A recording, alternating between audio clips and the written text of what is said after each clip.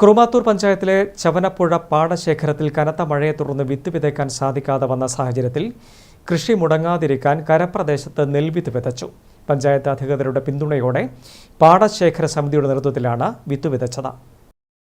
ഇത്തവണ കാലവർഷം നേരത്തെ എത്തിയതിനെ തുടർന്ന് കുറുമാത്തൂർ ഗ്രാമപഞ്ചായത്തിലെ ചവനപ്പുഴ പാടശേഖരത്തിൽ 26 ഏക്കർ നെൽവയലും വെള്ളത്തിൽ മുങ്ങിയിരുന്നു. ഇതോടെ നെൽവിത്ത് വിതയ്ക്കാൻ സാധിക്കാതെ കൃഷി മുടങ്ങുന്ന സാഹചര്യമുണ്ടായപ്പോഴാണ് ഗ്രാമപഞ്ചായത്തിന്റെ ഇടപെടലുണ്ടായത്.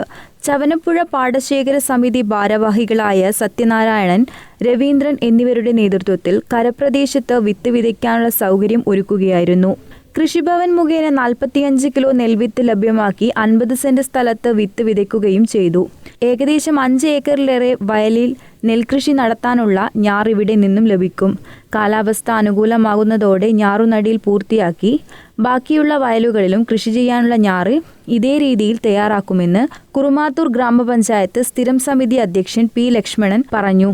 ചവനപ്പുഴ പാടശേഖരത്തിലെ ഒരു 4 ഏക്കറോളം വരുന്ന സ്ഥലത്ത് നമുക്ക് ഈ വർഷം കൃഷി ചെയ്യാനാവും എന്ന് തന്നെയാണ് വിചാരിക്കുന്നത്.